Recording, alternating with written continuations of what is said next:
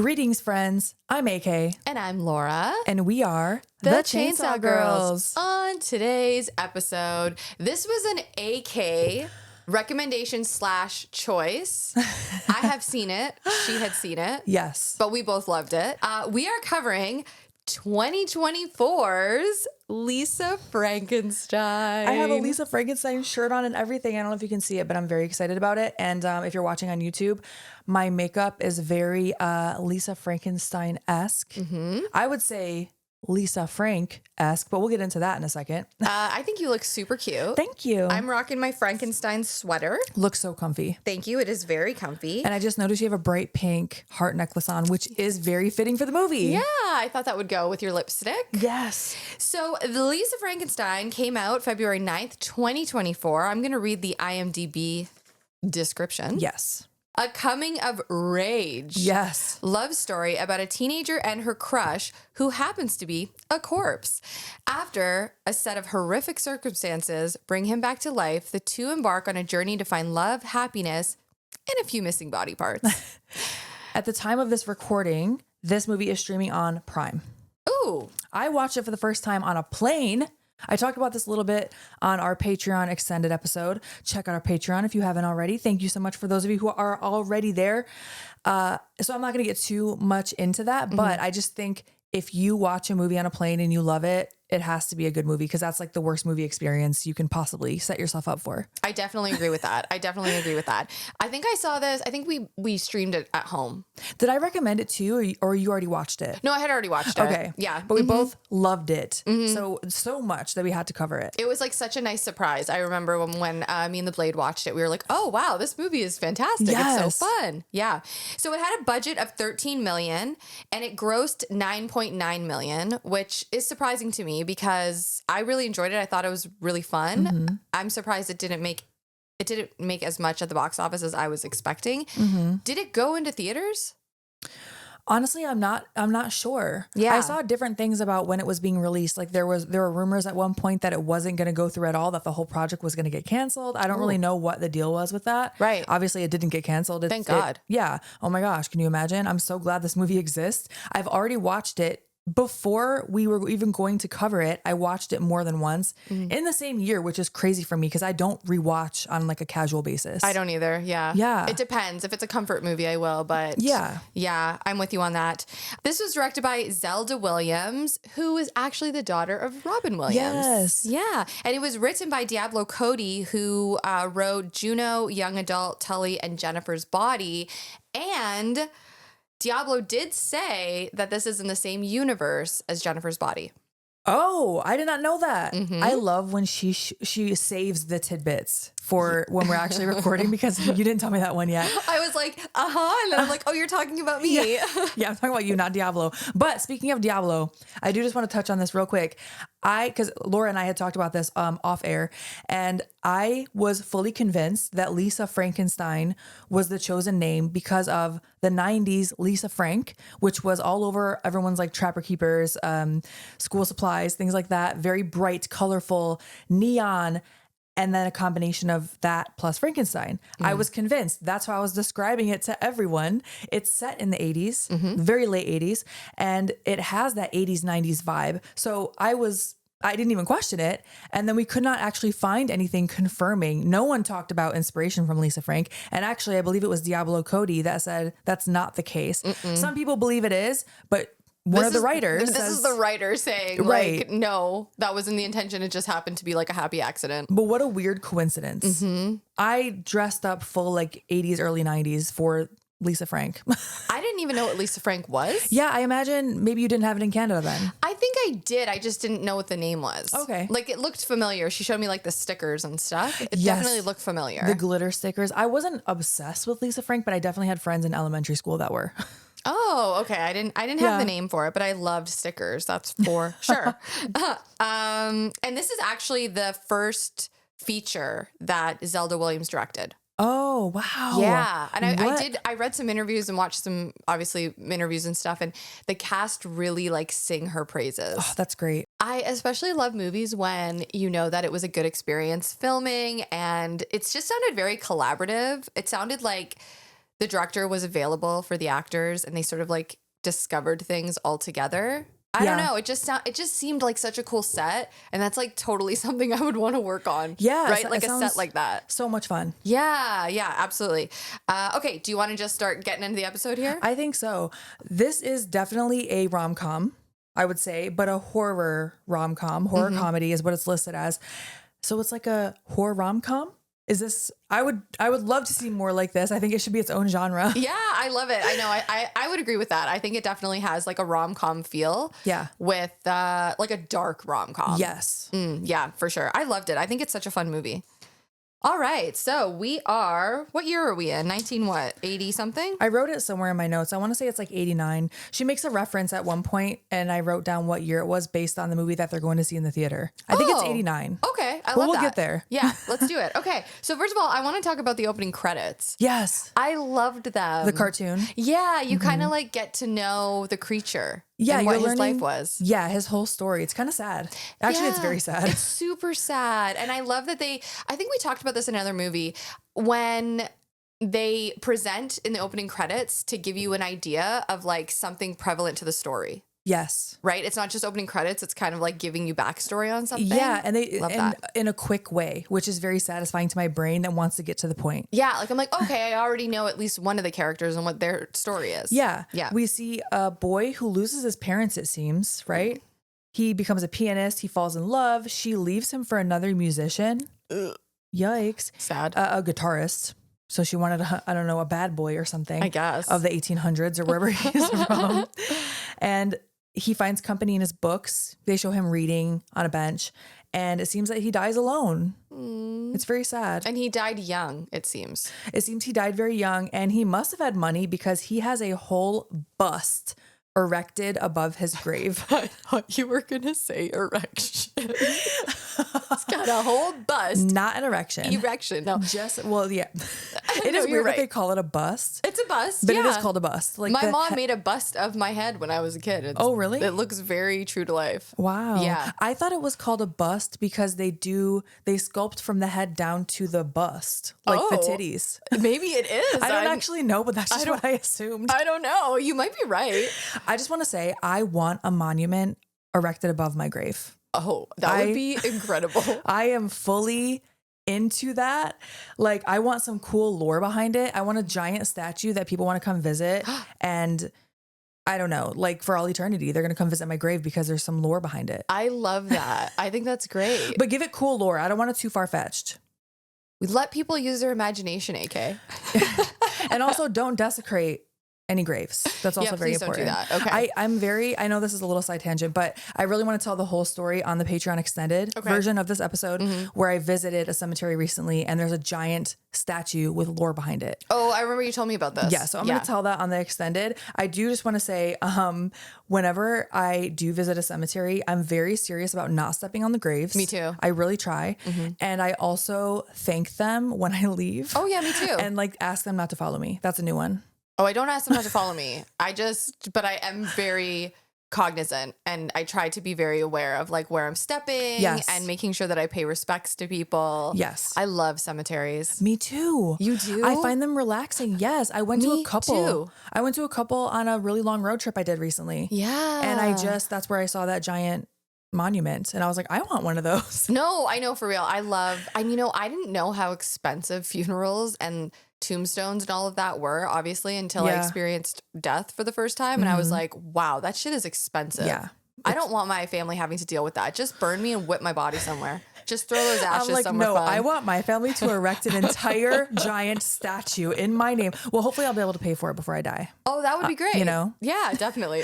Anyway, the creature here, or, when he was a person, he was buried in Bachelor's Grove Cemetery. Right. And it almost looks like this is in the woods, right? Yeah, it looks like it's been abandoned. And it has some lore within the community that the whole place is haunted because it's creepy, of course. Sure. And there's moss everywhere. I love the aesthetic. Yes. It's just like beautiful and peaceful. Oh, it's so goth. And very goth. Yeah. Yeah. Like Victorian goth. Victorian, yes, definitely. So we're walking through a graveyard and Lisa is etching her name on a tombstone. Yes. I think it's called wax etching. Yes, I think that is what she calls it. That's what she calls it. So she's kind of like putting a piece of paper over the tombstone and using like a crayon is the easiest way to describe it to make the imprint. And then she signs her name above Frankenstein because on his monument, it says Frankenstein. Above that, she signs Lisa in lipstick. Yeah. The contrasting aesthetics. Love it. Just like the Chainsaw Girls. I love it. Oh, it's so fun. Yep, I love it. And so, yeah, so we're already introduced. We know who the monster is. Yes. Or the creature, I should say. And we get a feel for Lisa. Yes. So I wrote down, she's not following my rule of not touching graves that don't belong to you, but it's okay.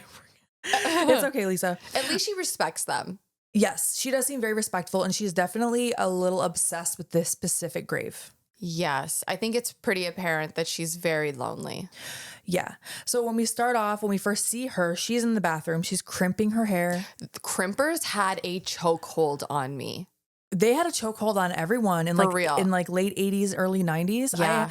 I think more recently, probably sometime in the mid 2000s, I had a mini crimper, Whoa. which I never really used. Yeah. I don't know. Mini crimper. Just burn the shit out of your hair, you know? Yeah. Why not? Oh, no, I totally know what you mean. I used to love crimping my hair. And then I realized how, well, first of all, I don't like how it looks. But second of all, heat on my hair is a no-go anymore. Oh, yeah. Even now when I have like more of it's kind of a crimped look sometimes if I have braids in my hair and then take it out. Like I'll put Yeah. braids overnight just to get like a little wave going, you know? Yeah, yeah. But sometimes if I do too many, it's like, it looks crimped kind of. But she's doing like blue eyeliner, which I'm wearing right now. Bright pink lipstick, which I'm also wearing right now. She also had blush blindness, which I think I probably do too. Well, but that's the 80s, though. Yeah. Everybody had blush blindness. Yeah. I put extra blush on today. And so her sister joins her in getting ready, and we learn a lot about their contrasting personalities. For sure. And this is Taffy. Taffy, who what a is name. Her stepsister. Her stepsister, she's like a beauty pageant girl. She says she was junior Miss Hawaiian Tropic. She's trying to help Lisa. She offers her tanning bed because as a part of her pageant campaign, she needs to help people in need.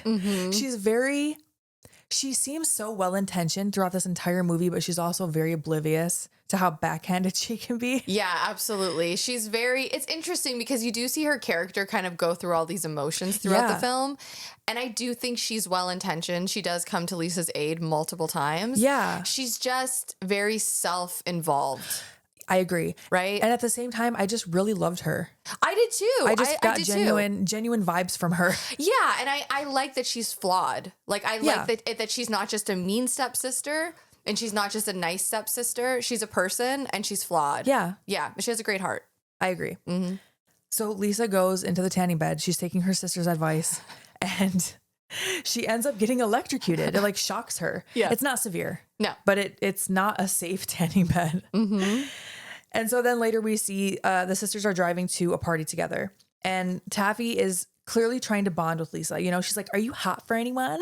Yeah. And Lisa is really not very forthcoming with information. She doesn't really seem interested in bonding. No. She kind of dismisses Taffy and I don't know, just doesn't seem very interested. She's quiet. She's very quiet. She's definitely dealing with grief. And Oh my gosh, I forgot about that. yeah, I would say that's probably like the biggest reason why she is very, feels very alone. Yeah, because this relationship is relatively new, like their parents getting together, right? Yes. And I believe Lisa's starting a new school, right? That's very true. Yeah. Yeah. When I was writing these notes, I totally forgot about that part. Yeah, she started a new school. Her father has a new wife. And yeah, Lisa feels very on the outside of everything. Yeah, especially we'll come to realize why she would feel that way, especially when we meet her stepmother. So right away we see Taffy is like perky. She's happy. Lisa is very going through grief. She's a little stoic, not really feeling it. She likes hanging out at the cemetery. She talks about that bust of Frankenstein and the grave. Yeah. And Taffy acknowledges that's weird, but doesn't seem like she's shaming her. She's like, okay, that's really weird, but all right. Yeah, that's one thing about Taffy is like she's very upfront and honest. She just does it in a way like she thinks she's being nice about it. Yeah. But it's actually like pretty harsh. Yeah. Sometimes I was like, whoa, that's very backhanded. Yeah. So they get to the party, they go their separate ways, and Michael introduces himself to Lisa. Yes, and it's very obvious that Lisa's got a big old crush on Michael. Yes. Her interaction with him was so relatable. Where she just didn't know what to say. Yes, like I've been in that position before where like I can't get the words out. I don't even know what I'm saying. I mean, it happens to me on a constant basis, but specifically like flirting is just, I am just not strong. That's not part of my strong suits. Yeah. And that makes sense. Yeah. And like as a teenager, especially, you want to say the right thing. Even if you're a confident person, sometimes someone just walks past you and you're like, anything I say is going to be stupid. And and you're like you're like searching for something and you're like, okay. And you know, in the moment you're like, well, this is going terribly. Yeah. And so she's confronted with that. Like she was really not prepared to talk to him yet, it seemed. And it definitely seems like this is the first time they're talking to each other. For sure. Like he came over to her and she's surprised. And he's the head writer of like the school newspaper. The guy's got his shit together and he's like a good looking kid. Yeah. And he also says that he has seen her poetry. Yes. He puts it over. Yeah. Which is huge. I mean, who doesn't like a little flattery? Right. Especially because she's like totally digging him. Yeah. And so then we see Taffy. She's talking to some of her friends and you know, her friends are, I would say, worse than she is. Totally. They're all kind of like textbook, like cheerleaders. Like they don't really have much personalities. Yeah. And they want to gossip. They're like, what's going on with her? Like, what's the deal? Yeah. And Taffy's like, well, I'm not supposed to say anything, but I'll tell you, which is also like, yeah, just so relatable. Yeah. She tells her friend that 2 years ago, mind you, this friend is like drunk at this party. So while Taffy's telling her the story, she's like barely holding on to what she's saying. You can see that she's like sitting down like, what? She tells her that 2 years ago, Lisa was at home with her mom and an intruder came in and basically murdered her mom with an axe. Yeah, man. So yeah, she is going through fucking grief. She watched her mom get murdered. I mean, the amount of trauma, and she survived. She hid and survived. Yeah. And obviously her mother did not. Yes. And he was never caught. He was never found. Yeah. So Taffy's mom married Lisa's dad pretty quickly after that, is what she says. Yes. So I would imagine that her father didn't know how to handle grief at all. And judging by his behavior throughout this movie, he doesn't want to deal with reality whatsoever. And Lisa is part of that reality. Yes. For sure. So Lisa feels peer pressure with Michael and the other girl. I wrote her name down eventually, but I don't remember what it is right now. I feel like it's like Taryn or something like that. That sounds right. She's just a fucking asshole. I hate her. She was horrible. She was a kind of one-dimensional piece of shit throughout this movie, but we only see her a couple times. No, true. Exactly. But Lisa feels peer pressure to drink. Yes. And out of a random cup that this girl is just passing around, like, oh, you want to take a sip? Oh, she doesn't want to take a sip. Like this girl, I don't know. I just want to say the girl in case her name isn't Taryn. Yeah. But she looks like she would have been the very stereotype of like an outcast. Like she has like her leather jacket and dark makeup. Like she looks a little more goth, you know, or like rebellious. But she was kind of the bully in this movie, I would say. Or one of them. Yeah. And Lisa does eventually take a sip out of this random cup. And she's not well. Yeah, it almost seems like she chugs it, doesn't she? Doesn't she drink quite a bit of it? Oh, you know what? I don't remember that part. I think she drinks a lot of it. Oh, she might have. Oh, she does. You're right. I think I was writing my notes as that happened. But yes, I think she's like, oh, okay, and has something to prove, right? Yeah. It's that thing of when you're in high school and you're like, oh, this, she's into this guy. She wants to be cool. And I also think like, she wants to fit in, I think a little bit. And right? she was just kind of challenged by this girl. So she's like, oh, I'll do it in front of Michael, and slams it. You're right. And that girl totally knew what she was doing. Yeah. Mm-hmm. And so then when we see Lisa next, she's in the house at this party and she's kind of like hallucinating. Yeah. I mean, it's very obvious that her drink was spiked. Yeah. Pretty right off the bat. As soon as she started like fumbling around, I was like, oh yeah, she's spiked. Yeah. I would say either spiked or whatever that was. If she doesn't drink and she slammed all of it at once, it really fucked her up. But it probably was. It was spiked with PCP. Oh shit, really? Yes. Originally, she was going to be smoking a big fat doobie and they cut it and they switched it to a PCP in their drink. A big fat doobie. We just went back from the 80s to like the 70s. Holy shit. I just love how casually you said that. Okay, so yes, it was definitely spiked then. Yes, it was spiked. It is confirmed. So Doug, we meet here. Little turd ass Doug. Don't worry, Doug's not going to stick around for too long. I hate Doug. Hate him. And you will too. Yeah. So Doug finds her and sees that she is not well. He's her lab partner. And he's like, here, I'm going to help you. Come on. Yeah, and he looks harmless. He does. He actually looks like he is going to help her. Yeah, and he looks like, I would say, the stereotype, of course, of like a little nerd. Right? Yeah. He's shorter than her. He has a button-up shirt on at a party. I love that. You know? Hold on. I love that your description of a little nerd. You're like, listen, he's shorter than her and he's wearing a button-up top. Nerd. Well, that's why I said the stereotype of a nerd. I'm not saying that makes you a nerd, but that is the stereotype, right? Okay, yes. So he's trying to, quote unquote, help her. Mm-hmm. And he ends up taking her into an empty room, sit down, relax a little bit. She's throwing up in a trash can. They sit down on the edge of the bed. The moment they sit down on the bed, Red flag. I was like, here we fucking go. I knew it. I know. As soon as they sat down, I was like, oh, there's no way. Yeah. He hands her a tissue and she's smiling. She seems grateful. She's like, thanks, Doug. And she is looking kind of up. The camera is only on her face and she's smiling. Is she thinking about, I don't know if they show what she's thinking about. I don't know. Maybe not. Yeah, she's all fucked up. So she's just like, yeah, exactly. And then the camera pans down. Oh, she's listening to the thunder. That's what it is. She hears the storm starting. Yeah. She hears the thunder. The shot is lingering on her face, smiling. Then you hear, does that feel good? Then the camera pans down. Doug is touching her boob over her shirt, just like copping a feel. She's shocked, like what the fuck, in her face, very visibly. He grabs her hand and puts it on his crotch and is like, you can't stop what you started. It's the rules. I want to toss Doug out the fucking window. I want to climb up a building with Doug, take him over my head gorilla press style and fucking throw his stupid body off the edge. The fact that you said you want to climb up with him, not like he's already up there. No, I'm going to strap him to my back. No. It's going to be like this. Doug, I really want to go to the CN Tower. Let's go together.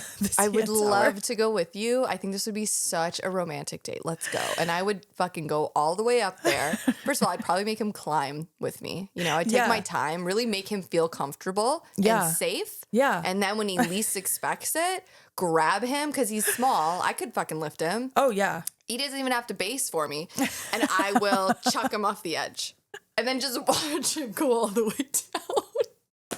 We don't condone violence, but this is just this is a fantasy. hypothetical. It's all fantasy.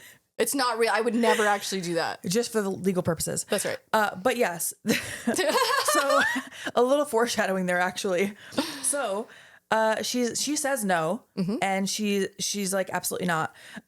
She starts making her way out of the room. She's still hallucinating. She's kind of using the wall to hold herself up. You can hear Doug from the room saying like, it's not nice to lead people on, Lisa. What a little fucking turd. I hate Doug. I hate him so much. He sucks. She ends up back at the cemetery. She's going to her happy place. Yeah, like I totally get that. She feels safe and comforted at the cemetery. And I totally get it. Yeah. Going back to somewhere where you feel safe, especially because she's hallucinating. I don't know. It just shows how safe she feels there, that it almost seemed like she happened to end up there. Yeah. She ends up touching the bust, the statue of Frankenstein, saying, I wish I was with you. Yeah. And then they show her in her bathroom. She's back at home and she breaks the mirror at the same time that lightning back at the cemetery strikes that statue. Yep. So something's going on. Mm-hmm. She goes to sleep in her clothes, makeup running down her face. The fact that the mascara was all down her face just broke my heart. I know. And going to sleep with your clothes on and your makeup on, that says so much to me. I know we are both very serious about making sure our makeup is off before we. Oh my God. One of my favorite things was, I think it was the last loop, possibly. We were both super tired. And I remember I looked at you and I was like, I gotta go upstairs and do all my skincare. And I remember you looked at me and you were like, oh. Yeah, I was like, fuck. The worst. Yeah. When you're so tired, you just want to do what she's doing right here. But she has more trauma that's on top of that. Yeah. So like if you went to bed with your makeup on, I'd be like, oh, fuck. Something bad has Something happened. really bad has happened. For sure. I love, though, in this movie, this dream sequence that she has. Oh, I love it so much. The song that's playing, I meant to look up the name of the song. Yeah. I will at some point while we're talking here. The name of the song, because they play it again throughout this movie. She looks more like the Bride of Frankenstein here. She has that has the big hair hairstyle. It's in black and white.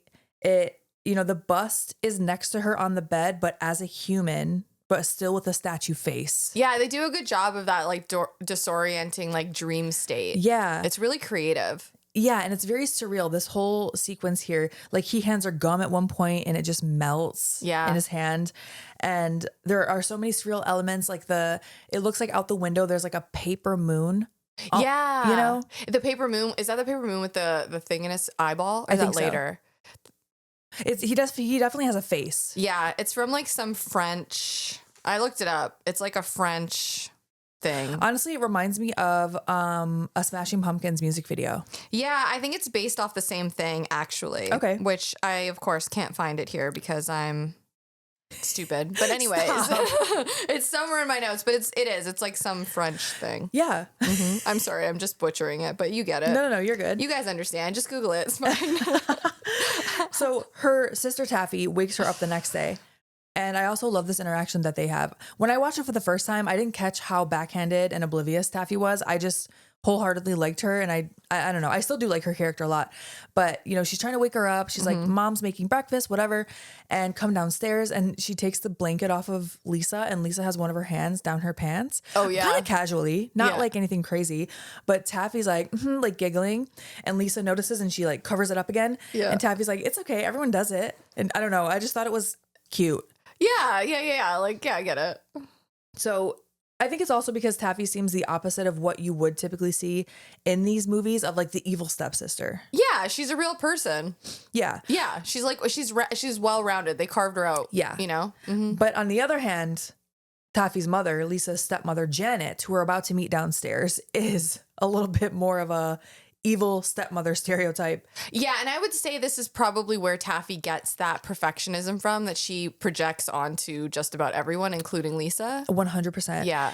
Janet is the fucking worst. She's the worst. And I mean, you have to have conflict, right? So there needs to be one solid piece of shit in the movie. For sure. And I mean, she's so outrageously horrible. Yes. She's so easy to hate. Yep. And I think they do a good job of kind of sprinkling it in here and there and it keeps escalating and keeps gradually confirming what you already know, that Janet is not a good person. Absolutely. The second she said that she was an empath, I was like, oh, here we go.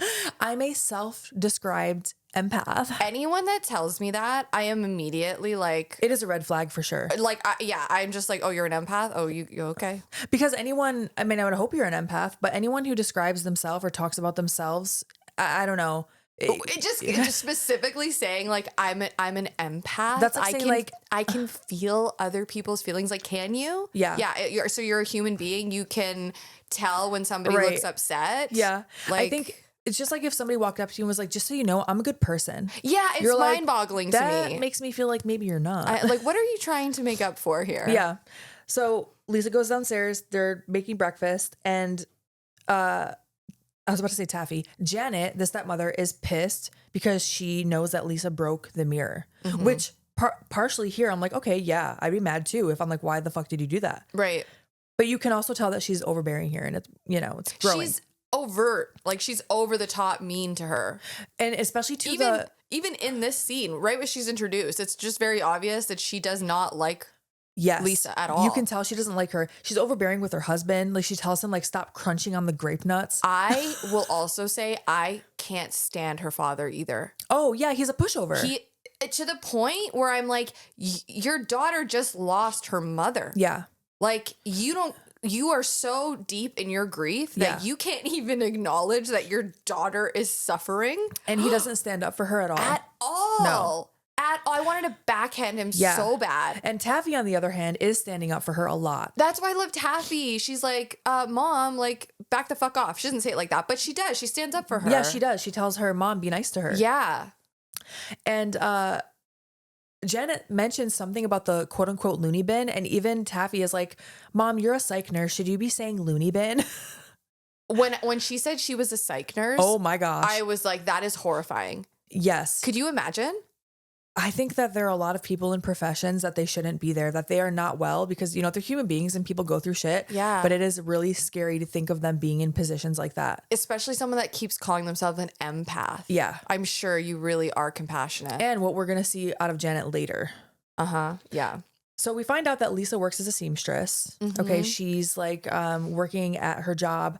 Michael comes in. He wants to apologize to her for the whole, her drinking that cup thing. Yeah. And wants her to get a stain out of his jacket. Yeah.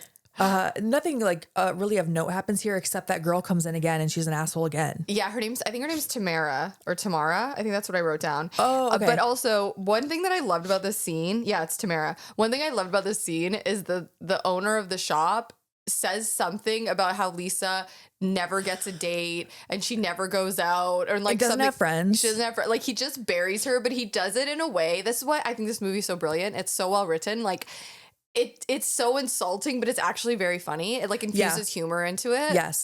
There are so many good lines in this movie. It is so funny. It really is. And even though Janet is a piece of shit, I loved her dialogue. Me too. So and I love her. Like that actress she was so, I think she's just incredible, but she was really great in those like House of Bly Manor. Do you know what I'm talking about?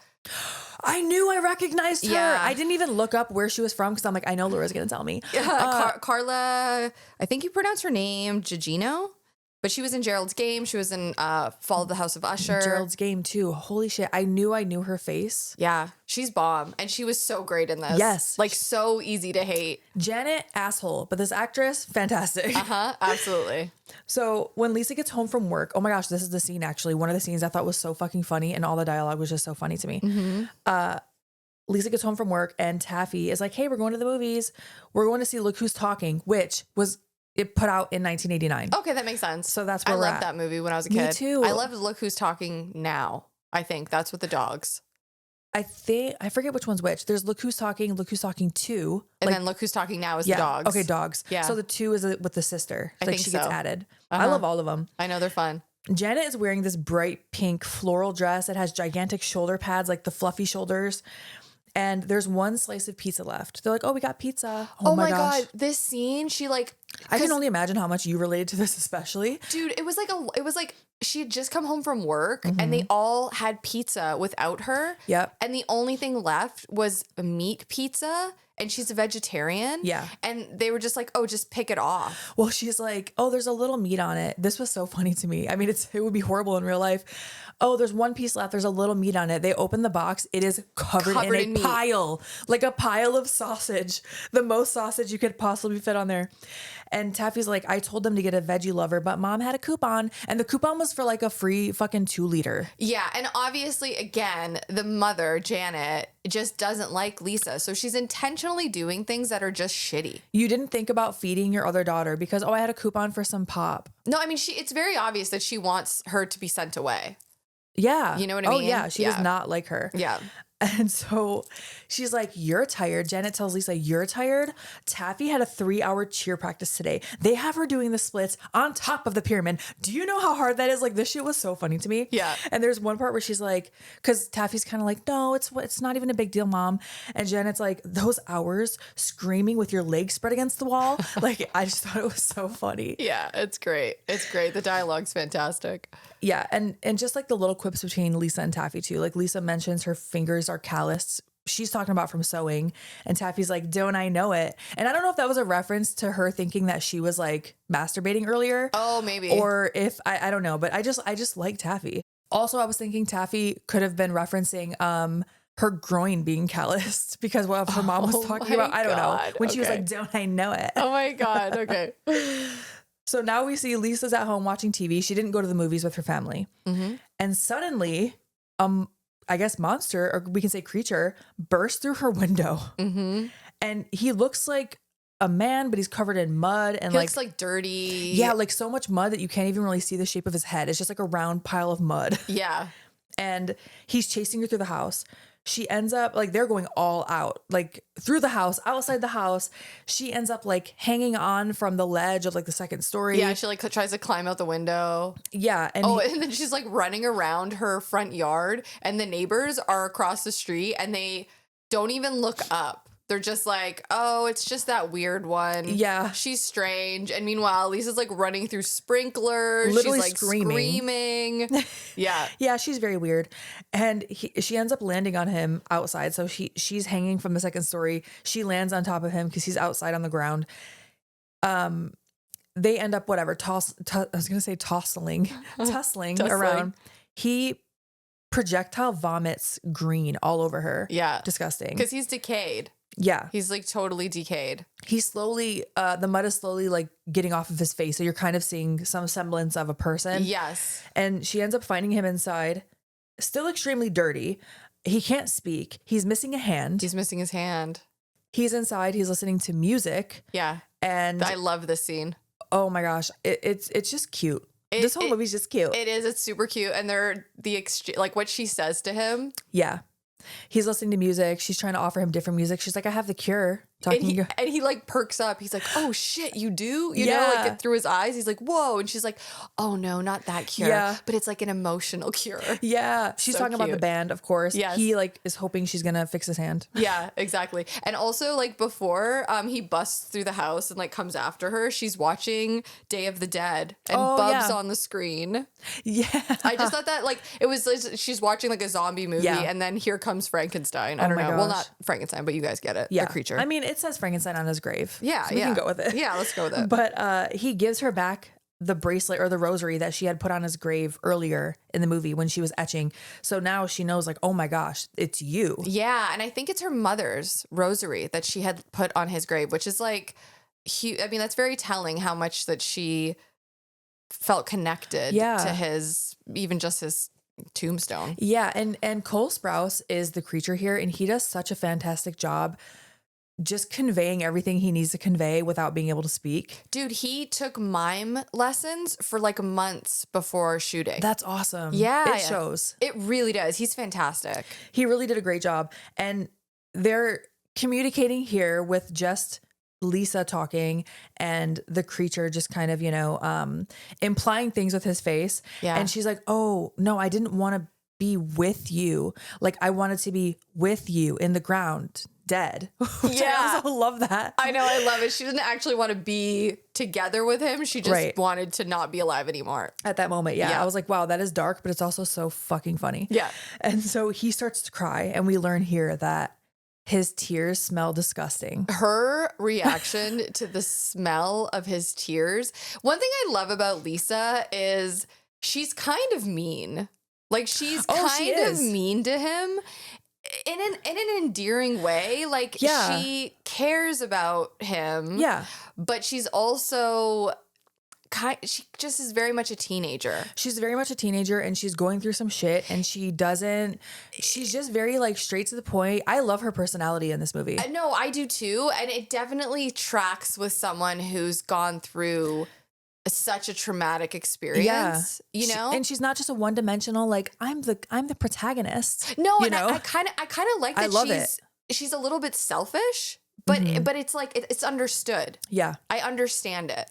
Yeah. And I also love that she sets that boundary right away. Like, oh no, I don't want to be with you. Like, I know you just came back from the dead for me, but yes. I love that about her too. Yeah. Mm-hmm. So she helps him clean up. We get like an 80s montage of, he takes a shower. There's like worms falling in on the bottom of the tub. Yeah. He's trying on a bunch of clothes in her giant closet. I love a clothes montage. Me too. It is my favorite. It felt like when you're like you're in the mall and like they keep coming out of the change room, like, what about this? And you're like, nah, what about this? Nah. Like, I love it. It's a classic. Mm-hmm.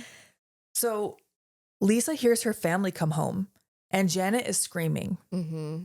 And Lisa comes down. And Lisa's like, guys, I'm okay. Like, everything's fine. I'm okay. They don't think that there was an intruder. They don't believe her at all. They think that she trashed the house. Like, literally no one was even asking if she was okay. Not one of them. And Janet immediately was like, oh, she did all this. Yeah. Lisa tries to say it was a home invasion, and she definitely doesn't sound convincing. She's like, which is funny because at first I forgot about the whole him crashing through the window thing. By the time we're done with the montage, I was like, oh yeah, the window's broken and all this stuff is looking crazy. So yeah. Lisa describes the intruder as like wearing stripes. He has this hat on, whatever. Oh, yeah. And Janet's like, are you describing the Hamburglar? The Hamburglar. And even Taffy was like, that does sound a lot like the Hamburglar. It was pretty funny. Yeah. I do like that Taffy's like, no, I'm going to listen to reason. Like, I can't just side with you. Mm-hmm. And yes, Janet accuses her of staging this, that she's trying to recreate what happened with her mother. She wants attention. And she calls her crazy. Yeah, and the monster's listening. The creature he's listening to what's happening. Yes, and he's basically living in her closet. Yeah, and this is the part where, remember I mentioned this to you in, I think, Nightmare on Elm Street, maybe, but Janet refers to the institution as the snake pit. Oh. And this is the second movie I've heard them refer to a mental institution or psychiatric facility as a snake pit. It has to be an 80s thing. Yeah, guys, if you're listening, let us know because I'm curious. Yeah, I want to Google that, but I suppose I could Google it, but I don't want to lose my place in my notes. No, exactly. And I'm just curious if that was like a common. It had to have been. Yeah, especially because this was supposed to be based in the 80s, and they did a lot of research on that, I'm sure. So they're like, oh, we're gonna take that little tidbit. Kind of curious about that. Anywho. Yeah, and if we find out more, we'll post it on our Instagram or something. I wrote in the notes that because Lisa is like pleading, like, no, I don't want to do that, blah, blah. There was an intruder, da, da, da. The father says nothing. And in my notes, I wrote in capital letters, the father is a pussy. Like, he doesn't defend her. He doesn't come to her rescue. No. It's just so disappointing. Yeah. I'm like, oh, like, how could you? And I get the impression that she had a really good relationship with her mother. Mm-hmm. It definitely seems that way. Yeah. Oof. So in the morning, I kept writing Frank because I didn't know what to call him. Oh, the creature? Instead of Frankenstein, I just kept writing Frank just to keep it short. Frankie. But anyway, Frankie, he hands her a bunch of clothes out of the closet. So he doesn't even give her a choice in what to wear. She's like, no, I don't want to wear this. Like, Taffy gave it to me. It's like it's a black dress. And she's like, no. And he's like, and he just keeps going like forcing it on her. And she's like, oh, fuck, fine, I'll wear it. Yeah. And she looks fucking great. I wrote, she looks like a goth blossom. I wrote Blossom too. Yeah. Because it's a big blossom hat. Big blossom hat. It is definitely a blossom hat. She looks bomb. Oh my gosh. I would have totally been friends with her in high school. Absolutely. Mm-hmm. It's like a black lace long sleeve dress, right? For this one. And then that big blossom hat. I think, does she wear the red lipstick here? I can't remember if she wears a red lipstick, but I know Taffy says something about it being an old costume of hers. Yeah, everything that she's wearing at this point is now something Taffy had given her, and it's all from like a different event that Taffy's like, oh, that's from my pageant. Like each one has a different story. Yeah, exactly. And so we see that Taffy is with her cheer friends in the school while Lisa walks in this outfit. Yeah. And she does compliment her there, but it is the backhanded thing. Like, she says something like, oh my gosh, Lisa looks so good. She could probably even do pageants if she had congeniality. That line was just that is so brutal. Oh my gosh, I love your hair if you would just brush it. Like, what? You could look so cute if you tried. Yeah.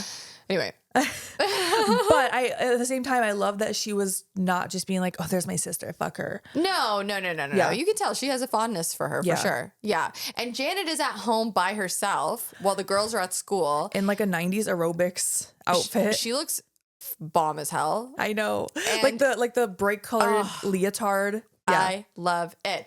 And she's listening to a self-help tape. Go On a figure. Walkman. On a Walkman, which is actually the voice of Zelda, the director. That's cool. Yeah. And she's drinking like a martini or something. Yeah, she's cleaning the house. She's drinking. She's walking around. She's also got like a bowl of yogurt, I would say. It's cottage cheese and peaches. That is- I recognize that shit immediately. Disgusting. That is like a Weight Watchers staple, I feel like, that my grandma would have been eating. Oh God, cottage cheese is going to make me want to throw up. I actually like cottage cheese. Really? I haven't had it in so long. Probably not since I stole some of my grandma's. Yeah, I mean, I don't think I've had it in at least... Well, I've been vegan now for so long. Yeah. It's definitely before then. But oh my God, I never really liked it. It's very salty. I could see why people would not like it. The It looks texture. disgusting. Yeah, the texture of it. Oh my God, it's making my skin crawl. Okay. I was going to keep describing it, but I'm not going to because I can tell it's grossing you out. It's like making me feel weird. But the creature is now out of the closet, literally, and he's walking around kind of following her, but she doesn't see him. Yeah, because she's got the headphones on, and then someone comes to the door. Yeah, like a door-to-door salesman. A door-to-door salesman, yeah. And she goes and he wants to sell her carpet cleaner.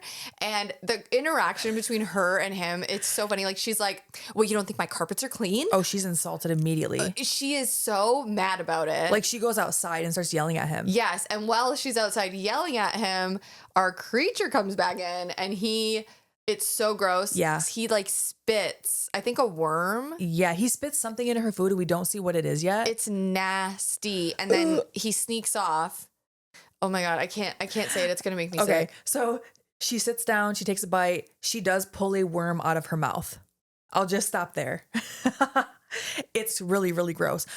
I'm good. We're good. Okay. We're Oh, good. God. We're done. It's like, I don't know, something about it. I think it's, Oh, no, I can't. It's going to make me sick. it's because we started talking about cottage cheese probably more than anything. It's throw up. It's like when I know somebody's eating something that's like, Yeah. nope, we got to keep moving. So back to school. Back at school. Michael's talking to Lisa and Taffy intervenes. So Taffy, watching it again to actually write down notes, I was like, damn, Taffy, like, why are you cock blocking? But we know why. Yeah.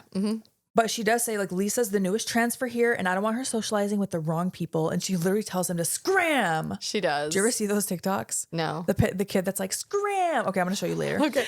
And so she's like, Taffy says to Lisa, I don't get your infatuation with him. Okay, keep that in mind. Yeah. So cut to Lisa's room and she's divulging her crush to poor creature who is clearly in love with her. He looks so crushed by it too. Well, she's like just going on and on. Yeah. He wants her to help him get his ear and hand back, which she's like, I can't do that. Like, I don't know how to help you. I'm sorry. Yeah. She's like, I don't know how to do that. Yeah.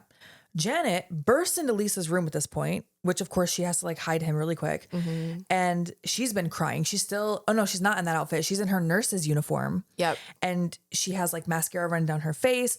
And Lisa's like, oh, I thought you were going to this conference in Milwaukee. And she says she couldn't go because a little psycho whore put worms on my diet plate. I was shocked when she called her a whore. Like she goes 0 to 100. Maybe not 0. She didn't start at 0. Never mind. No, she started at like 80. She's like went from 80 to 100. But what I can't figure out is like Lisa wasn't there. So why would you think it was her? yeah, like to me, I don't think she does think it's her. I think she's just projecting, right? Yeah. Right? Yeah. She says that she was so sick that she had to go to the ER or something. She couldn't go to this conference. Give me a break, Also, Janet. the fact she called it a diet plate was just so 80s. No, for sure. For sure. She's just so terrible. She is. And she says a lot of fucked up things, Lisa, here. Yeah. She's very self-righteous. Like, oh no, she didn't go to the doctor because she says, I should have gone to the doctor, but I had to go take care of others like I've been doing for 20 years. Once again, you know, because she's such an empath. She has to let you know how great of a person she is. There's nothing worse than somebody that like thinks that they're so, I don't know, important. like immaculate and perfect. And yeah. So she eventually slaps Lisa and tells her she's going to admit her to an institution. Yeah. And while she's talking, the closet door starts slowly opening behind her. I love how this is set up because Janet is just going off on Lisa. I'm going to lock you up and da-da-da. And the closet door opens and all of a sudden the creature bashes Janet over the head with something. Yeah.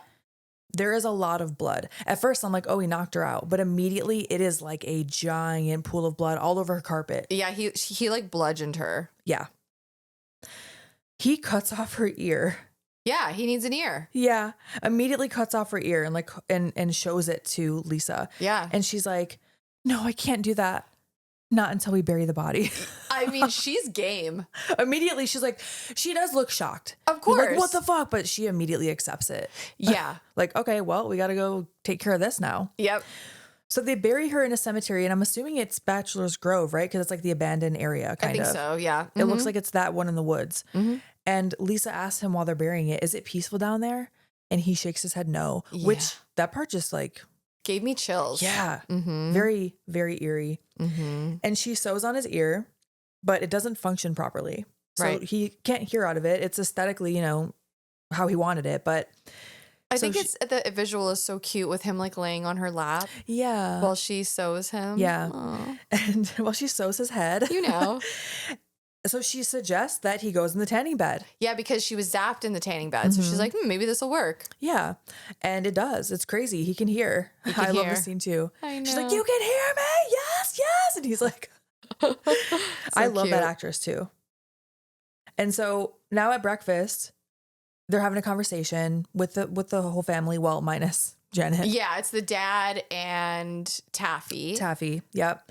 And Lisa notices there's a mark on Taffy's neck.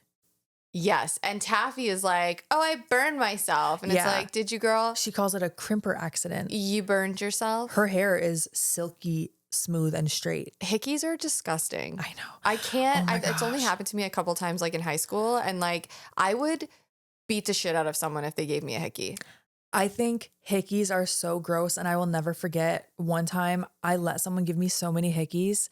And I remember my best friend at the time's auntie that she lived with. Yeah. I remember this like it was yesterday. She was like, don't ever let someone do that to you. She said, like, don't ever let some man mark you up.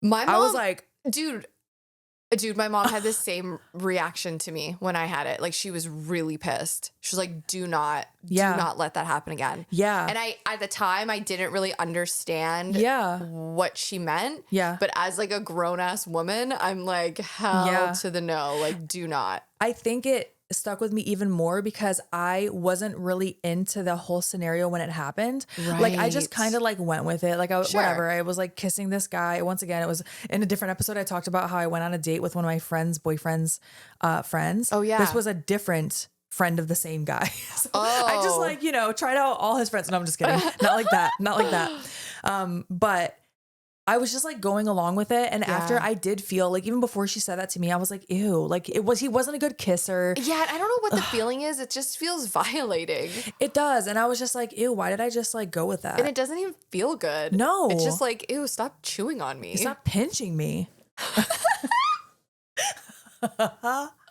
Anyway. So back at school, we see that Lisa puts a note in someone's locker. And we're thinking it's Michael. I thought it was Michael. I did too. Yeah. We don't really see what it says, or at least I didn't catch it, except that it had like a circle yes or no, maybe meet me somewhere, something like that. So she meets up with not Michael, fucking Doug. Motherfucking Doug. She takes him to the cemetery. Do you remember that show, Doug? Was that a show? Oh, the cartoon? The cartoon. Oh, yeah. I never watched it, but I used to see that it would come on like after school. Yeah, I love Doug. Oh, you did? It wasn't my favorite out of all the Nickelodeon cartoons, but I did like Doug. He had like 3 hairs, right? He had a few hairs. Okay. And the same outfit, like an entire closet full of the same outfit. Yeah, I do remember that. So she's with Doug in the cemetery. He's trying to hold her hand. And he's like, oh, you don't want to hold my hand? And she's like, I will. He's creeped out when he realizes where she's taking him, but he follows her in anyway. Of course. Of course. And she turns to him and she says, I want you to touch me the way that you touched me at the party. And in my head, I was thinking, girl, no. Like, whatever you're going to do, you don't need to actually let him do that again. Yeah. But she doesn't. No. Thankfully. Yeah. And he was like, I knew you wanted it. I had a couple beers, so that's probably why I was so good at it. So good at touching my boob. Just going, like, you little fucking twerp. Ugh. Before he can touch her, thank goodness, the creature pops up from the ground. He was like covered in leaves. Yeah. And he trips Doug onto the ground, chops his hand off with an axe. Immediately chops his hand off. He wastes no time. He gives 0 fucks. And Lisa grabs the severed hand, holds it up, and is like, I told you I'd hold your stupid hand. I love that. And I think she says something like, well, I thought it sounded cool or something like that, which it did. Yeah, I thought it was pretty cool. So Doug, he's not dead yet. He gets up, he tries to run away, and the creature just whips that axe, like axe throwing style, right at the back of his head. Yeah. And Doug is out. This is one of the reasons I really do love this movie is like it's not just all cutesy. Oh, like, yeah. They're pretty vicious. That's pretty fucked up. Yeah, it really is. And I really like that about it. And you don't feel bad for Doug. You don't. You don't feel bad for him. They set him up to be terrible. Same with Janet. They set her up to be terrible. Yeah. And so then we see that Lisa is sewing that specific hand onto the creature. Now he has a hand. When he gets out of the tanning bed this time, I feel like he has a little more swag. Yeah, and he's definitely looking more human. Yeah, he's starting to move a little better. Yeah, he's like finding his confidence. Still can't talk though. No. So he takes her into the house at this point because he's so happy when he gets out of the tanning bed that he has 2 hands, and he plays the piano for her, which I loved. He's great at the piano. He's a really good pianist. Yeah. The word pianist will always be funny to me. I don't care if it's the humor of a 12-year-old. I will always laugh at the word pianist. So then he starts playing something that's on her piano already. Like the music is there. Yeah. Because he plays like an original piece of his at first. She's like, is that Mozart? But no, he wrote it. Yep. Then he starts playing Can't Fight This Feeling Can't Fight This Feeling. Yeah. I loved it. I love this scene. by Rio Speedwagon. I loved his remake of it, basically. Yeah. And then Lisa is singing it. It's such a cute moment. It really is. I love that they're just like connecting here. Yeah. Lisa doesn't really notice yet. She hasn't, I don't think she's opened her heart in that direction yet. No. But they're just laying the groundwork for such like a sweet relationship. Yeah. She has no idea that he's in love with her. No, and it's in the midst of such chaos, Yes. you know? And while she's singing, the creature is so moved by this that he starts crying. He starts crying. And so I love that it's like such a cute moment, and then it's completely not ruined, but like humor is immediately injected. I mean, she grabs a pillow and she shoves it right over his face. Yeah, because she can smell that he's crying, which sounds so disgusting. Yeah. But she says it smells like a hot toilet at a carnival. Oh my God. Can you imagine if someone said that you smelled like that? I think I would never show my face in public again. No, I would immediately have an obsession with showering and putting on deodorant over my entire body. Yeah. And then she says something like, you can tell she's just so oblivious to any type of romantic anything between them. Yeah. Because, for example, she didn't even know how to speak to Michael when he talked to her. But to Frank here, well, sorry, the creature, I just kept writing Frank. To the creature, she wrote, all right, I got to go change my pad. You got to get in the closet. They're going to be home soon. Like, just, so I was like, wow. Yeah. But you know what's so funny about that is like, I've always found like my best relationships, especially with the opposite sex, have always like been better when I was just real from the start. Oh, 100. You know what I mean? Like, or when it was like a friendship that blossoms into a relationship. Absolutely. Like, I remember when I first started dating Jesse, like or the Blade, whatever. I was like, I mean, I was belching, farting. I went to the, I remember he was at my house one of the first times ever. And I was like, I gotta go poo. And I just went like, because I remember being very aware that I never wanted a relationship again where I had to kayfabe who I was. Yeah, they had to pretend you weren't a human being. That's it. And like, I remember girls don't fart. yeah, like no. Yeah. Like I'm not doing that, Yeah. you know? And I really respect it sounds so over the top, but I respect Lisa just being herself. Yeah. Even if she's a little oblivious to his feelings. Yeah. I just love that part of it. Yeah. I think she's doing it more so because she just looks at him as a friend right now. Of course. Yes. Yes, I completely agree with you. But I do think like that's part of the reason they become so close. Yeah. He's not falling in love with a version of her. Yes. He's falling in love with all sides of her, even the sides that are kind of not so nice. Oh my gosh, because how much more real does it feel when you know that someone has seen the real you and they still love you? Dude. Or like if somebody develops a crush on you and you know they've seen the worst of you and like no makeup on, what you perceive as the worst of you, and they're still like, I love you. You're like, wow, really? You're like, oh, okay, this person is a real one. Yeah. You know, you're not falling in love with the idea of you. Or like your persona or whatever the fuck. Yes. Yeah. And I don't know. I just love their relationship. Same. Okay. So Taffy gets home and she's super excited. She finally landed her back tuck and she wants to tell her mom. And she has to call her in Milwaukee because that's where she's supposed to be. So the dad's like, oh, great, back tuck, awesome. Like, yeah, go call your mom, let her know I want to talk to her when you're done. And the hotel tells Taffy that no one under her mom's name has ever checked in. Because Lisa is now upstairs with the creature. Taffy bursts in and she's very upset, like almost in tears at this point. Yeah, and I do really feel for Taffy. Yeah. I really do, because she's very worried about her mom. And even though her mom is a raging bitch, she's good to Taffy. Yeah, and Taffy doesn't deserve that. No. She keeps telling Lisa, I'm a very intuitive person. Okay. Which is like very in line with her mom. Yeah, for sure. But I mean, she is, because she's right. Something is wrong. For sure, yeah. And she's standing right over the carpet or the rug that they pulled over Janet's blood stain. Yep. Like, y'all need to get that out of the carpet. Yeah. Oh my gosh. And this is one of the parts that I wrote down. I wrote down this line because I was like, all right, Taffy, you're really pushing it here. She goes, Lisa, like, you don't understand. You don't have anything to worry about. Your mom's already been murdered. Girl. No. Lisa's just like, It was okay. I'm not saying it's the right thing to say. It isn't. No. It is such a high school thing to say. It is such a teenager. The world revolves around me and my feelings. Yeah. You know what I mean? Like, I thought that they nailed that. Yeah. because it's absurd. Yeah. It's an absurd thing to say, but I know, in high school, people said weird, selfish shit all the time. Oh, the worst things I've ever heard a human say happened in high school. Yeah, exactly. So like, and I do think like Taffy, it's coming from a genuine place. Like she doesn't mean it in like a shitty way. Yeah. But she doesn't know how to filter herself. No, legit. And also she's immature still.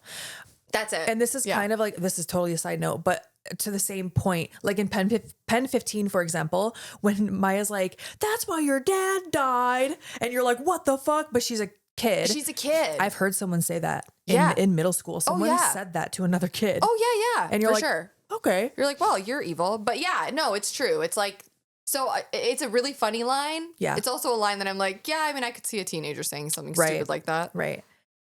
So a side note here, the creature finds Lisa's back massager in the closet. That will come into play. Uh-huh. And Taffy and the father are downstairs on the phone, presumably with the police. Yeah. This is also very funny because she's telling the police, like, my mom, like, what color hair does she have? And she goes into this long description about, like, you know, when you see a German Shepherd in the sun and the light hits it just right, and like goes into this long detail.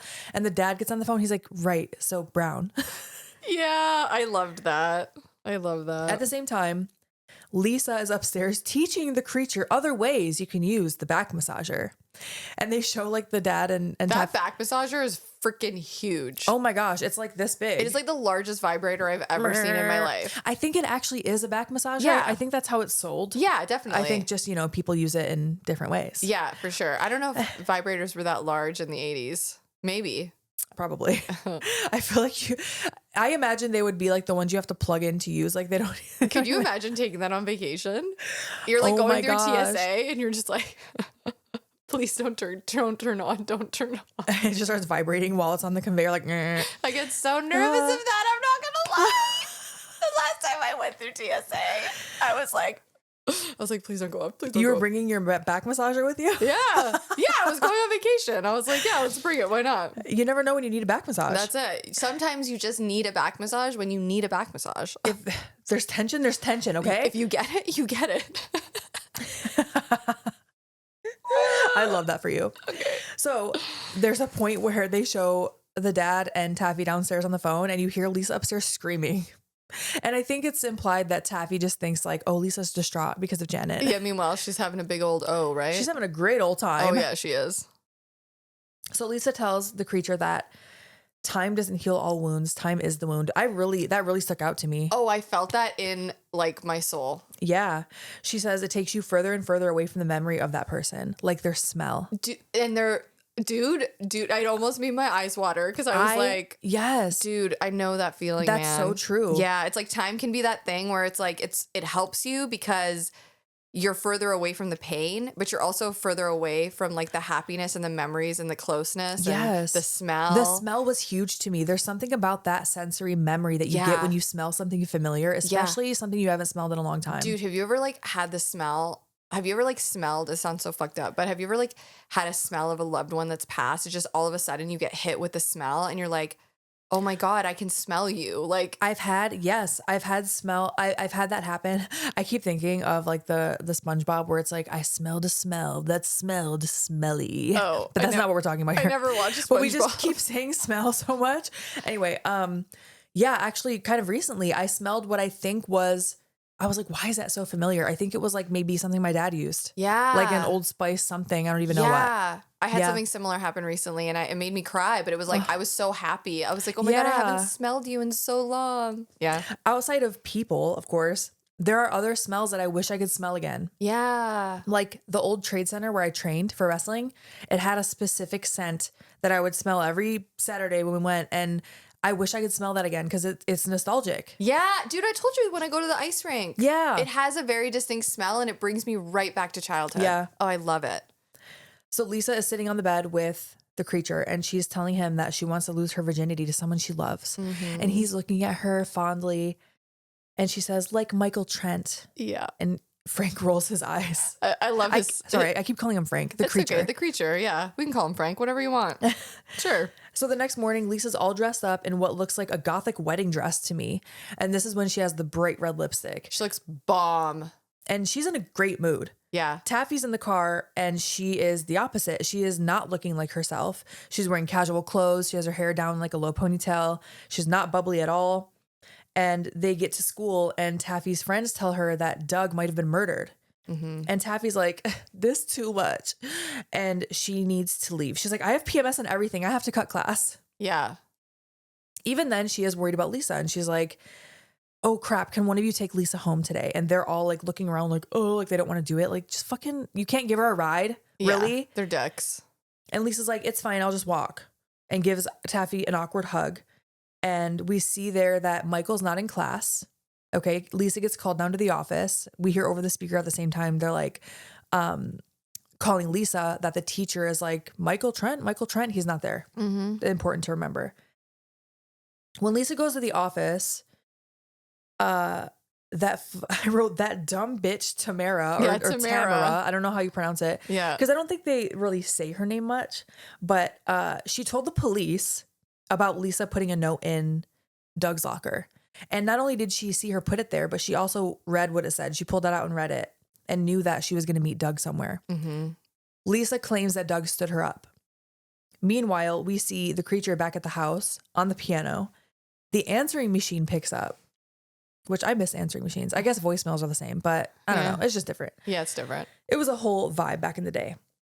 And the dad is on the answering machine and he's like, oh, Janet, are you home? A neighbor saw your car down the street. So let me know if you're home. We can, he's like, do you want to squeeze in some Kokomo before the kids get home? Ew. Gross. Back in the school office, Tamara says, there's a rumor Lisa killed her mom. Because now they're like escalating. They're starting to fight. She tells the police there's a rumor Lisa killed her mom. Then they get up and they're about to like throw hands, which I don't blame her. No. So Lisa leaves the school at that point and she's like, you can talk to my lawyer. The creature steals a neighbor's car. Yeah. So he's out of there. I love that he knows how to drive. I know. Okay. So I actually wrote that. I was like, I don't know how he can drive. Possibly the same reason Michael Myers knows how to drive in the first movie for no real reason. Yeah. I don't know. He knows how to drive though. Yeah. And he goes and I don't know if it was intentional, but he does end up running into Lisa, not literally, but like finding her and she gets in the car because she's kind of walking down the street and Lisa wants him to drop her off at Michael's. She just thinks she's going to go over there and like surprise him and lose her virginity. Yeah. Which is wild to me. You did not have a conversation with this person. Yeah. So like, but I think she's just like in her Delulu era because she's murdering people. So. Yeah, I think so. I think that's the thing about Lisa is like she is like numb. She is. Yeah. You know, I can see that. I think she really turned off a lot of her emotions when she went through all that shit. Yeah. And I think like she feels confident now, and I don't think she's felt confident in a very, very long time, you know, and I think she's just trying to ride that wave of good feelings, of like wanting to keep feeling good. I could see that. Right. And she starts blaming the creature for killing Janet. She's like, that was your fault. You did that. And you act like you're happy for me, but you don't actually care about me. And I'm like, yeah, she's just projecting all these feelings on. Now she's it's that thing of like when you're having a hard time, it's always the people closest to you that are affected by it because you end up kind of being shitty to them. Yeah. Inadvertently. You're not trying to be. But you take it out on them. That's how it feels for me in that kind of absolutely scene. And I also wrote down, girl, like he doesn't even speak. So you're just projecting all of that onto him. Yeah. And she just walks in Michael's house. I thought that was wild. I don't even think she knocked. She just walked in. Also, lock your doors. Definitely. But, you know, it was the 80s. She just walks in. She fails to notice that there's a familiar car parked outside. Probably the car that the father was seeing when he mentioned that on the answering machine, thinking Janet was home down the street. Right. And the creature notices the car. Yes. He notices it. And he's like, oh shit. But he can't say that because he can't speak. And as Lisa is approaching Michael's room, she hears voices. She hears Michael, but then she hears another voice. She opens the door just a little bit, or maybe it's cracked. And she sees that Taffy is in bed with Michael. Yeah. Yeah. She opens the door. Obviously, she's like, what the fuck? Like, I can't have anything. You have to take everything from me. And Taffy's like, I swear I didn't go for him on purpose. Like, you just fell into his bed. My favorite line is, you just gave it out like a cheese cube from Hickory Farms. Yeah. Which, by the way, I guess that line was so hard for her to get out that they had to shoot it over and over and over because everybody kept laughing. Oh, I bet. Like no one could keep a straight face. Yeah. It's a great line. And Taffy's telling her like he saw me for more than just a cheerleader. He didn't think I was a dumb cheerleader, and he saw me for me. And like, girl, Lisa is not going to empathize with you because she just, you knew that she liked him. Yeah. And again, very high school to not tell her. And then the creature who saw the car outside, he knows shit's about to go down. Dude, I think this is the craziest scene in the whole movie. I loved it. Anything in slow motion is just going to be epic. Yeah. He bursts into the room, slow motion, and he is wielding an axe, which he swings down. Taffy's like, puts up a pillow, swings down the axe. He cuts off the guy's dick. Cuts off Michael's dick. You see the shadow of his dick go flying. He tries to swing at Taffy. He tries to kill her. She blocks it with a pillow. He ends up hitting the pillow. Feathers go everywhere. Lisa's yelling at him, don't hit Taffy. Yeah. Like, fuck Michael, but don't hit Taffy. Yeah, exactly. Yep. She gets Taffy into the car. She's covered in blood and feathers. Mm-hmm. Taffy is clearly in shock. Yeah, and she looks very afraid. Oh, yeah, like visibly like huddled in the corner of the passenger seat, just shaking, not saying anything. Yeah, yeah. And at one point, she's just screaming over and over and over, which I understand. I think maybe back in the house, she was just screaming. Right. And Lisa drives her somewhere. And she is trying to comfort her. Like Lisa is trying to comfort her. And she does say like, thank you for being so nice to me when everybody else was mean. Yeah. She tells her that Taffy is usually the type of person that bullies her or looks through her. And she just puts over like how inclusive Taffy was. And I thought the line sees through her really is like very telling of how Lisa feels like invisible. Absolutely. I was waiting for this moment in particular. Because especially that first time I watched it, I'm like, Taffy's great. Like Taffy's on her side, even though she is very backhanded. Yeah. I was so happy that Lisa finally acknowledged that. Yeah, me too. Me too, for sure. So Lisa leaves the car. She gives Taffy her rosary. Like she puts it over her head and Taffy's just like, like very scared. Yeah. One thing I loved is that the second Lisa left the car, like the very second, Taffy was out of there. Oh, yeah. Yeah. Which very realistic. For sure. I loved that. Because you don't always see that. Sometimes they'll just sit there and you're like, leave. Now you can escape, you know? Yeah. Yeah. I know it doesn't always work that way, but it was satisfying to see. So Lisa gets out of the car. She grabs an axe and she walks toward the cemetery. She finds Frank and it looks like she's about to take, the creature. Yeah. And it looks like she's about to take him out. But then she drops the axe. Yeah. And then she runs into his arms and she's like, you love me? Like now she finally realizes that he is in love with her. Yeah. Yeah. Even though, the man just chopped off someone's dick for you. Yeah, he's got the dick in his pocket now. He does. So she says, we're running out of time. Make love to me. And I'm like, yeah, why not? Yeah. And we don't know up until this point that he must be missing his dick. Yeah, he's a Ken doll. Because he looks down and she's like, you can't, why not? And when he looks down, it's implied like, oh, but fortunately, he took Michael's. Like you mentioned, it's in his pocket. He pulls it out. It's like wrapped up. And she's like, oh my gosh, yeah. I love that. This is so random, but while they're there, a police officer walks up because that whole area is taped off. Yeah. For they're searching for Doug out there. Yep. And the cop comes up and she's like, you can't be here. And he just picks her up like a baby. And like, doesn't he just like toss her into an open grave? Yes. Just tosses her into the grave. And it's just like a little comedic relief.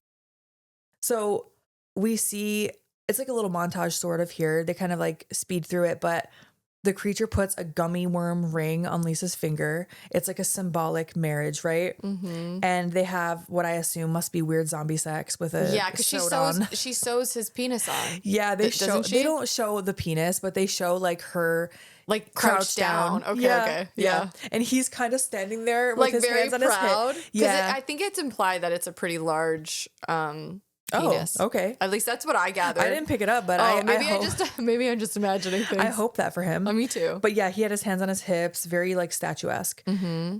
And so it is a really cute scene. I really liked it. Like the romance is kind of broken up by comedy. Like he's, they get into the bed and centipedes are falling off of him onto Lisa. And she's just like loving it, not paying attention. And so then they show them in front of the tanning bed, and she's telling him this is the only way. We don't really know what she means yet. Mm-hmm. We hear sirens in the background, so it's kind of implied like they figured it out. They're coming for them. I mean, they did just brutally murder someone in his own bed, and there are probably witnesses in that neighborhood. Oh, and also Taffy is a witness. Yeah.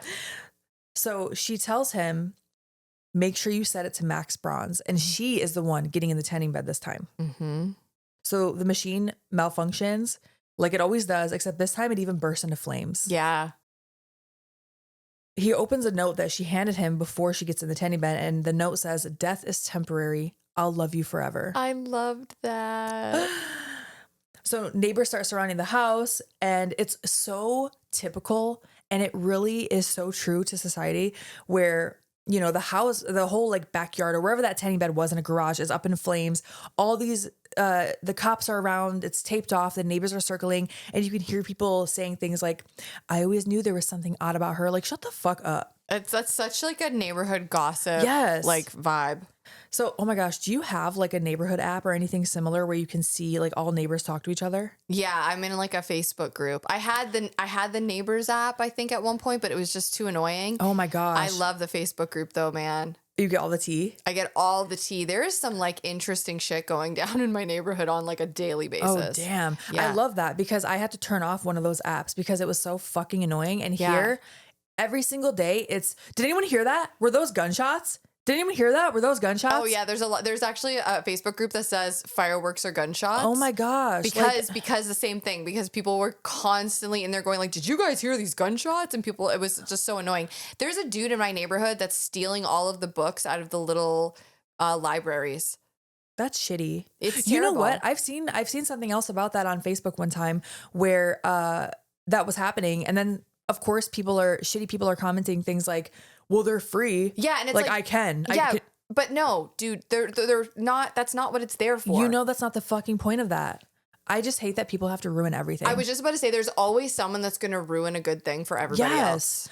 But anyway, Mm-hmm. cut to Taffy and the dad. I don't think I ever wrote down his name. I don't know. I have it in the notes somewhere. We don't even care, honestly. No, I don't. I mean, does he even deserve a name? Right. The actor, great. Sure. But the character, we hate him. I think his name might be Dale, Okay.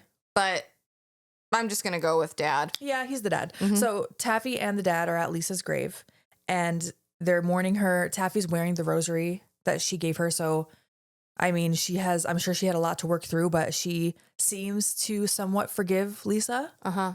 I'm just, I'm assuming that, but they look down at the grave, and I think it's Taffy that says like, oh, who left these flowers? There are fresh flowers here.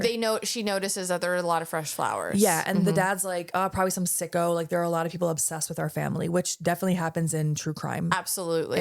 In a way that I do not condone. Agreed. So Taffy is even, I already said that she's wearing the rosary, and Taffy looks confused about something else on Lisa's grave. Uh-huh. The dad doesn't seem to notice it. And as they walk away, we zoom in on the grave and we see in the bottom corner, it says beloved wife. Yes. We're like, what? Okay. So that little gummy ring. I mean, if you think about it, marriage is what? Like if you both decide you're married, it's just someone telling you you're married anyway, besides the legal paperwork. So why not have a little symbolic wedding with a gummy ring? Sure. Why not?